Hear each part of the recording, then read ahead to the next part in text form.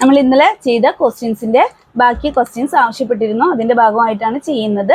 ട്രിഗണോമെട്രിയിൽ നിന്ന് നമുക്ക് 9 മാർക്കിന്റെ ക്വസ്റ്റ്യൻസിന്റെ മക്കളെ നിർബന്ധമായിട്ടും പഠിക്കാൻ ശ്രമിക്കുക കേട്ടോ. എല്ലാം കവർ ചെയ്യാൻ സാധിച്ചില്ലെങ്കിലും ഇമ്പോർട്ടൻസ് ആയിട്ടുള്ള ക്വസ്റ്റ്യൻ എങ്കിലും നമ്മൾ ചെയ്ത് പഠിക്കാൻ ശ്രമിക്കുക. ഇക്വേഷൻസ് മസ്റ്റ് ആയിട്ടും ഓർത്ത് വെക്കുക. അപ്പൊ നമുക്ക് ഇവാലുവേറ്റ് സൈൻ 75 ഡിഗ്രി. നമുക്ക് ഇങ്ങനെ ചോദിക്കാം, evaluate sine 75 degree or evaluate cos 75 degree or sine 15 degree cos 15 degree. ഇങ്ങനെ ഏത് വേണമെങ്കിലും നമുക്ക് ചോദിക്കാവുന്നതാണ്. അതിൽപ്പെട്ട ഒരു ഇമ്പോർട്ടൻറ്റ് ക്വസ്റ്റ്യൻ ആണ് ഇത്. അപ്പൊ ഇങ്ങനെ ചെയ്യുന്ന സമയത്ത് സൈൻ 75 എന്താണെന്ന് നമുക്ക് അറിയില്ല. അപ്പോൾ നമുക്ക് അറിയാവുന്ന കുറച്ച് ആംഗിൾസ് നമ്മൾ നോക്കുക. നമുക്ക് സൈൻ 30 അറിയാം, സൈൻ 45 അറിയാം, സൈൻ 90 അറിയാം. അപ്പൊ നമുക്ക് തന്ന നമ്പർ മാച്ച് ആക്കിയിട്ടുള്ള നമ്പറിൽ നമ്മൾ ഇതിനെ ഇക്വേഷൻ രൂപത്തിലേക്ക് മാറ്റാം. നമ്മൾ ഇന്നലെ ചെയ്ത ക്ലാസ്സിൽ പഠിച്ചിട്ടുണ്ടായിരുന്നു sine A plus B cos A plus B sine A minus B cos A minus B. ഇങ്ങനെ ഒരുപാട് ഇക്വേഷൻസ് ഉണ്ട്, അതൊക്കെ പഠിക്കണം എന്ന് പറഞ്ഞിട്ടുണ്ടായിരുന്നു. അപ്പൊ നമുക്ക് ഇതിനെ നമ്മൾ 75ന് ഈക്വൽ ആയിട്ടുള്ള രണ്ട് നമ്പറാണ് സെലക്ട് ചെയ്യേണ്ടത്. 75 നോക്കൂ, 45 പ്ലസ് 30. 45 പ്ലസ് 30 എന്ന് പറഞ്ഞാൽ എന്താണ്? 75 ഉണ്ടോ? അപ്പൊ നമ്പറിന് മാറ്റമൊന്നും വന്നില്ല. 45 പ്ലസ് 30 75 ആണ്. അപ്പൊ നമുക്ക് സൈൻ 75നെ നമ്മൾ എന്തെഴുതി? സൈൻ 45 പ്ലസ് 30 എന്ന് കൊടുത്തു. ഇപ്പൊ ഇത് ഏത് ഇക്വേഷന്റെ രൂപത്തിലേക്കായി എന്ന് നിങ്ങൾക്ക് അപ്പം മെമ്മറിയിൽ വരണം. ഏതാണ്? Sine of A plus B. Sine of A plus B എന്തായിരുന്നു? Sine of A plus B, sine of A plus B sine A cos B plus cos A sine B. ആ ഒരു ഇക്വേഷൻ പഠിച്ചു വെക്കണം. Sine A plus B. A plus B means നിങ്ങൾക്ക് ഏത് variable വേണമെങ്കിലും use ചെയ്യാം. Sign X plus Y വേണമെങ്കിൽ ഏത് വേണമെങ്കിൽ യൂസ് ചെയ്യാം കേട്ടോ. വേരിയബിൾ ഏത് നമുക്ക് ഉപയോഗിക്കാവുന്നതാണ്. അപ്പം നിങ്ങൾ പഠിച്ച വേരിയബിൾ ഏതാണോ അത് വെച്ചിട്ട് നിങ്ങൾക്ക് ചെയ്യാം. സൈൻ എ പ്ലസ് ബി എന്താണ് മക്കളെ? സൈൻ എ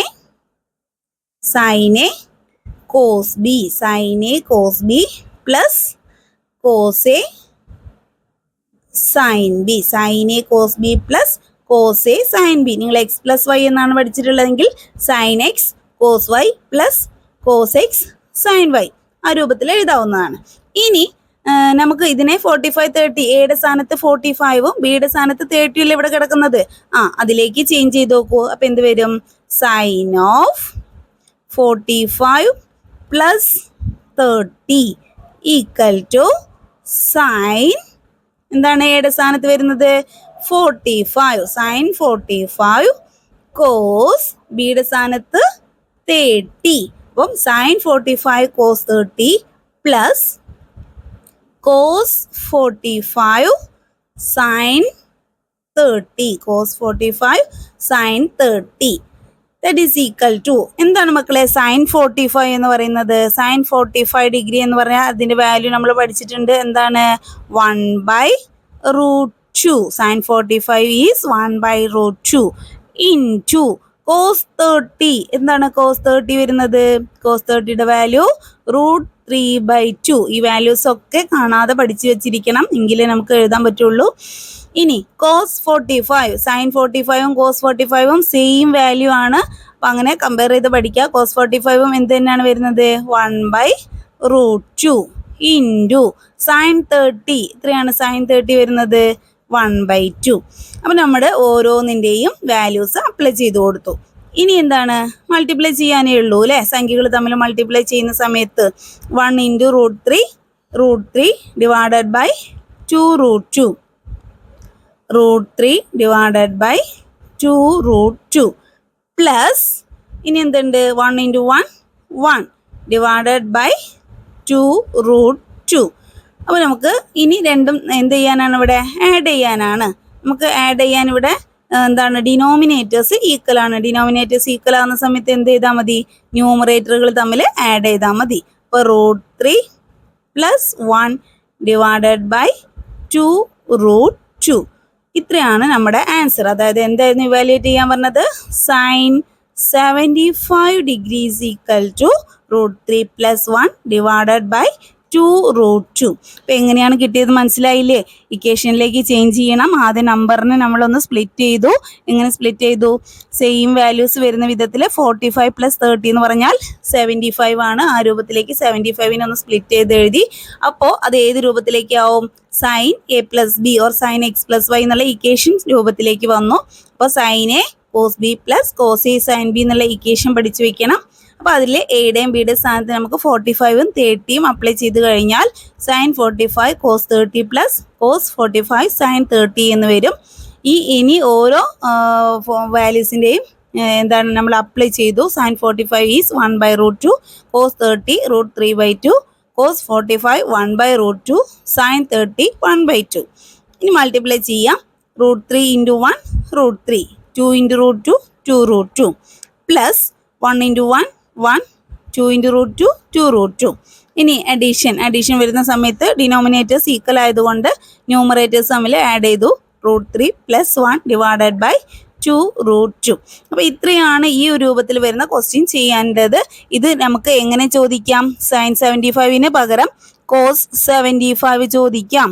cos 75 ചോദിച്ചു കഴിഞ്ഞാലും നിങ്ങൾക്ക് ഇതേ രൂപത്തിലേക്ക് മാറ്റി എഴുതാവുന്നുള്ളൂ. എങ്ങനെ?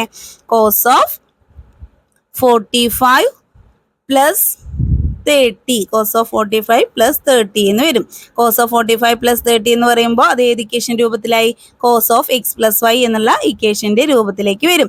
cos of x + y എന്നുള്ള ഇക്വേഷൻ നമ്മൾ ഇന്നലെ പ്രോബ്ലം ചെയ്യുന്ന സമയത്ത് ചർച്ച ചെയ്തതാണ്. അപ്പോൾ ആ ഇക്വേഷൻസിലേക്ക് ചേഞ്ച് ചെയ്തിട്ട് മക്കൾ ഇതുപോലെ ചെയ്തിട്ട് ആൻസർ കമൻറ്റ് ചെയ്യൂ കേട്ടോ. അതുപോലെ ഇനി cos 75 sin 75ന് പകരം ഇനി എന്ത് ചോദിക്കാം? sin 15 ചോദിക്കാം, cos 15 ചോദിക്കാം. അപ്പോൾ ഇതൊക്കെ നമുക്ക് അഡീഷൻ വരുന്ന വിധത്തിൽ നമുക്ക് ഇതിനെ ഇവിടെ എന്തും ചെയ്യാം? സബ്ട്രാക്ഷൻ ചെയ്തിട്ടും കാണിക്കാം. അപ്പോൾ 15 വരുന്ന സമയത്ത് നമുക്ക് എന്ത് എഴുതാം? 45 - 30 എന്ന് കൊടുക്കാം. 45 - 30 എന്ന് പറഞ്ഞാൽ എന്താവും? 15 ആയി. അപ്പോൾ നമുക്ക് sin of 45 - 30 എന്ന് കൊടുക്കാം. അപ്പോൾ ഇത് ഏത് ഇക്വേഷൻ രൂപത്തിൽ വരും? sin a - b എന്നുള്ള രൂപത്തിലേക്ക് വരും.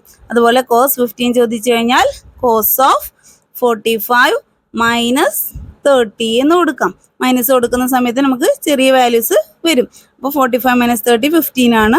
അപ്പോൾ ഇവ ഏത് ഇക്വേഷൻ രൂപത്തിലേക്കാവും? cos of a - b രൂപത്തിലേക്കാവും. അപ്പോൾ ഈ ഇക്വേഷൻസ് ഒക്കെ പഠിച്ചു കഴിഞ്ഞാൽ ഇതുപോലെ ചെയ്യാവുന്നതേ ഉള്ളൂ.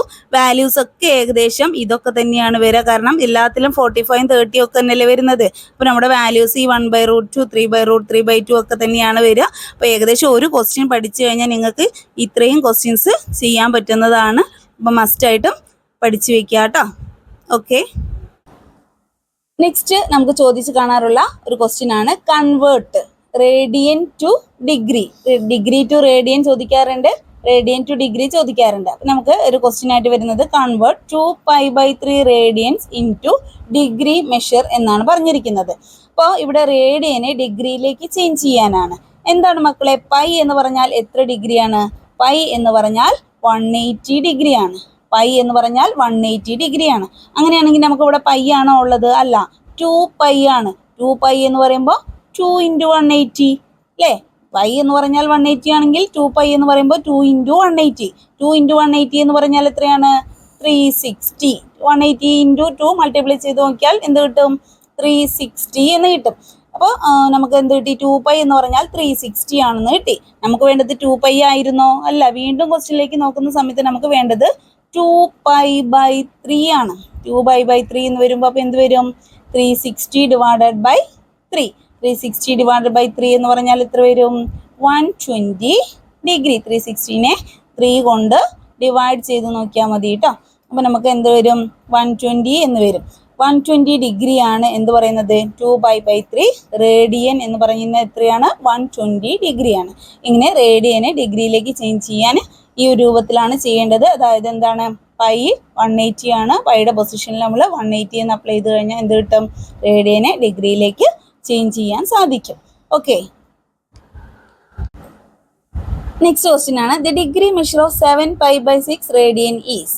എന്താണ് ഡിഗ്രി മെഷർ ഓഫ് 7π/6? 7π/6 റേഡിയൻ്റെ ഡിഗ്രി എത്രയാണെന്നാണ് ചോദിച്ചത്. നമ്മൾ നേരത്തെ ചെയ്തു. ഇവിടെ ഓപ്ഷൻ 1 മാർക്കിൻ്റെ ക്വസ്റ്റ്യൻ ആയിട്ടാണ് ഓപ്ഷൻ തന്നിട്ടുണ്ട്. 120 ഡിഗ്രി, 102 ഡിഗ്രി, 201 ഡിഗ്രി, 210 ഡിഗ്രി. ഇതിൽ ഏതാണ് 7π/6 റേഡിയൻ എന്നാണ് ചോദിച്ചിരിക്കുന്നത്.